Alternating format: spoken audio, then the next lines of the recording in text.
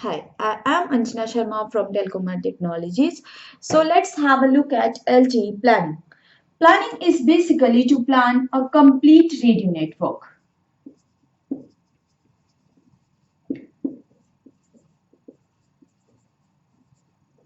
So that means we know about the network entities, and now the second step is to plan all the network entities in a complete area.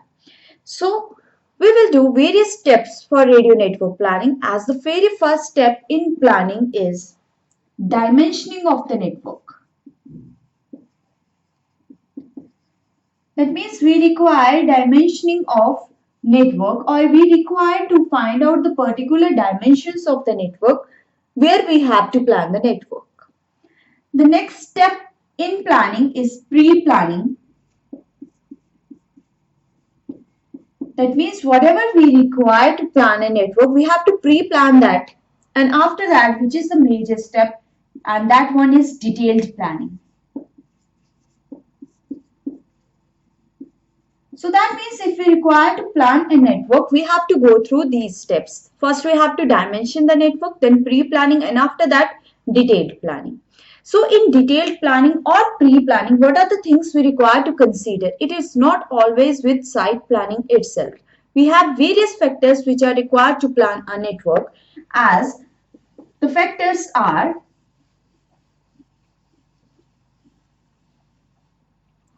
first, we have to do site planning. Site planning, which basically means the geographical areas, and we will find out the total number of e-node Bs as per the requirements. After that, we require coverage planning. Coverage planning basically deals with the beam of the antennas, that at which particular area this beam is projected, so that it can give a planning, or it can give a network access to the user under this. After coverage planning, we have capacity planning.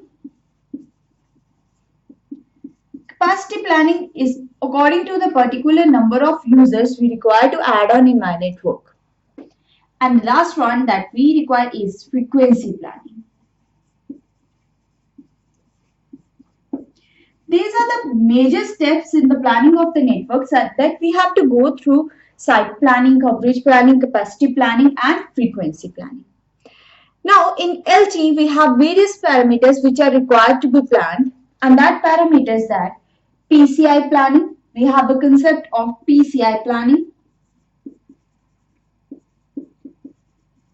and also we have a concept of TA planning, where PCI stands for physical cell identity,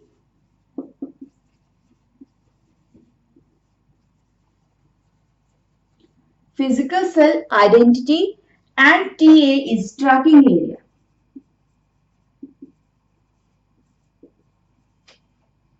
Tracking area planning. So that means we are going to plan a 4G network or a LTE network. So we are required to consider all these factors before planning. So the various factors that means to plan a network: if this is my network,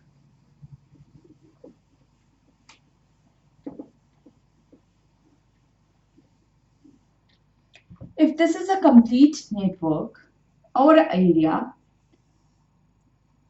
the very first thing which I require to find out is the type of the area.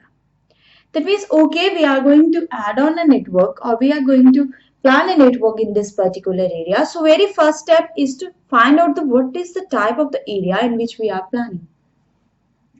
Is it an urban area or suburban area or any rural area? That means first we have to recognize the type of the area in which we are planning a network. Because why to have recognized these areas? Because we have to find out a particular model of the planning. As we have different models according to the areas, and planning has a first step to find out a suitable model on which we are going to plan a network. So that means first step is recognizing of the area. Now after that, let's move to the frequency pattern first. That means what is the concept of frequency in LT? Because we require to give frequency to also to a particular area. So frequency, now LT offers frequency in two options. First is FDD and another one is TDD. FDD mode and TDD mode. That means LT is giving frequency access in both mode. FDD mode frequency bands and TDD mode frequency bands. FDD is frequency division duplex.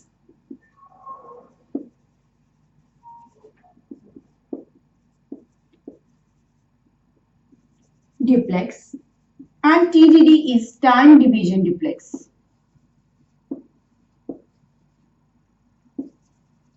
And we have range of bands in FDD modes and TDD mode. Now it depends upon the operator. According to their requirement, they have to purchase a particular band from the network. That means in FDD mode, what is the basic difference? That if this is the frequency and this is the time axis, so half of the frequency will be reserved for uplink and half of the frequency will be reserved for downlink, and in between I have a channel spacing so that my uplink frequencies will not interfere with the downlink frequencies.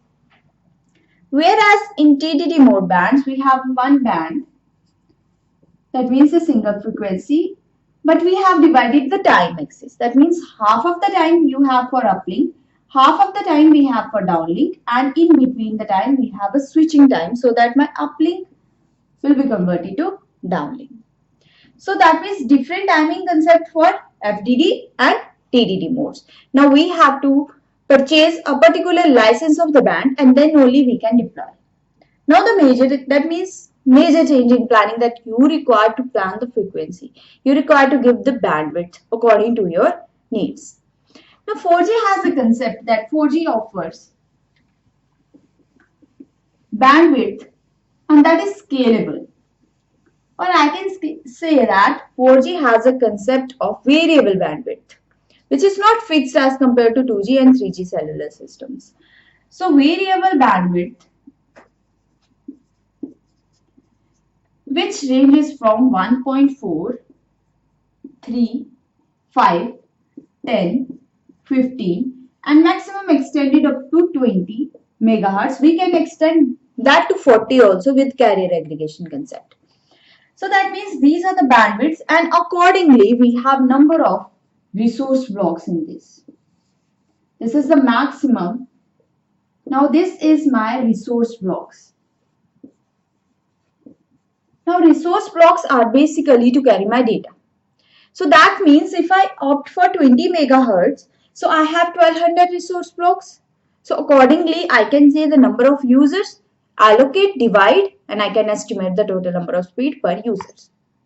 But this is 20 megahertz is required when we have more bandwidth requirement. If we have less bandwidth requirement, that means 1.4 megahertz, which is used in the femto cells or very small cells, because the requirement is less. So we require to plan the frequency according to the user needs in the particular areas. Whether we want 20 megahertz or 15 or 10 according to the resource block, because these resource block goes on decreasing as the bandwidth goes on decreasing. So that means we have a concept of frequency planning in which we require to plan our bandwidth according to the needs and according to the areas. That how much bandwidth we are going to deploy in this particular area and how much bandwidth we require in this particular area. So this is according to the user demand or the traffic requirements that we have to plan a frequency and bandwidth, and we have to purchase a frequency spectrum accordingly. Now if my speed requirement or my bandwidth requirement is very less, so I would prefer that why to have 20 megahertz, I can have 3 or 5 or even 10 megahertz. So this is according to the requirements that we require to plan a network. Now we have added a sites here or a cells here. So this is my cell 1 and this is my cell 2. So I have added here two cells, cell 1 and cell 2.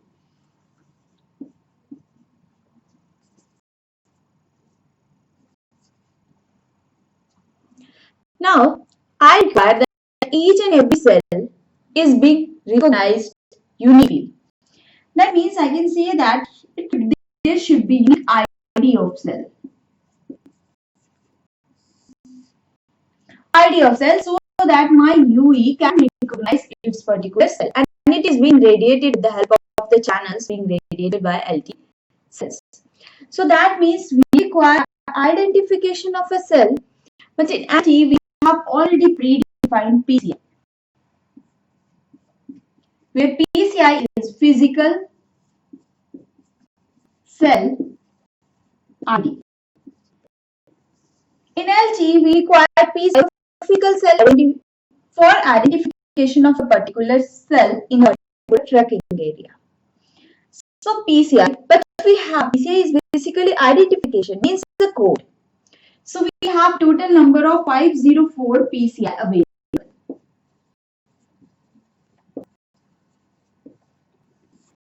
Now as for the sector 3, so we have divided whole PCI of 504 into group of 3. So that means I am dividing my 504 with one group as 3 because one group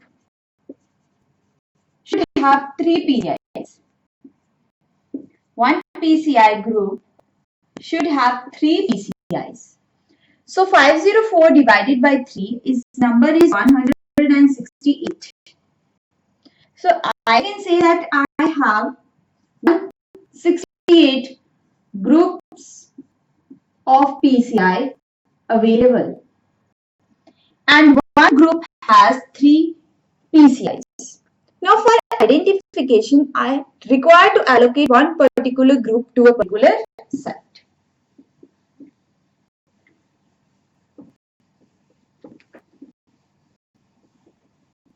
As the network is very large, or we have number of cells in the network, so it is always advisable to divide whole network into particular clusters.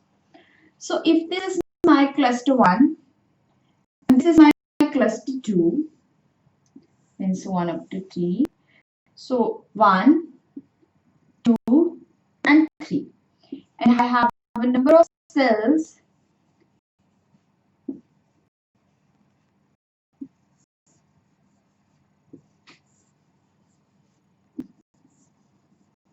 in this.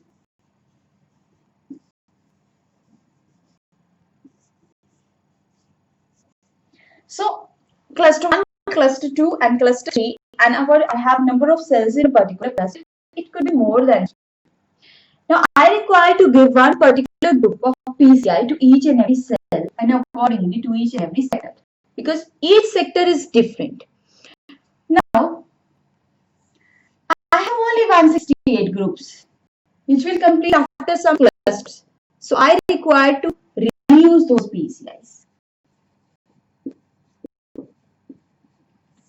But again, the criteria is same, that you should reuse the PCI, or you should reuse the code, but after a certain distance, so that my two codes will never interfere with one another. Same as that concept, that here in this we have a PCI concept, physical cell identification, and this PCI should be unique for each and every cell, and this should not interfere. Otherwise, UE becomes, the user equipment will confuse where to latch, because it is receiving the same PCI from two different cells. So for planning of PCIs, we require that my PCI should be unique. So it is a concept that my PCI should be unique.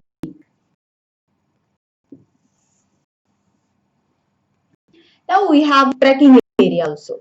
Tracking area is like, we have location area, we have routing area. In 4G, we are using the concept of tracking areas. Now what is tracking area? So if I'm here in this particular cluster, so this location of the cluster is there shown in MME. And MME has information that this is under tracking area 1. For example, if this is my tracking area 1. So this will be my tracking area. And after that, another tracking area. Now, it is not like this, that you are defining number 1, number 2, number 3. Now, this is according to the handovers of the UE. According to the road, it can move to this area. So let's make it tracking area 2. Then again tracking area 3.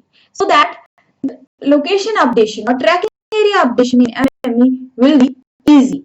Because in MME we have defined all the tracking areas. Now we means we have planned. So we require to plan tracking areas. We require to plan the frequency, spectrum, bandwidth. We require to plan all the PCIs, and in planning we require to plan the coverage, beamwidth and NAS. So that means the planning of the architecture is fully related to network deployment. So if we want to deploy the network, we want to use the network, so accurate and good frequency plan will result in less hardware usage and more coverage and more speed, which is the requirement of 4G. So, we have discussed about LTE planning today. So thank you so much.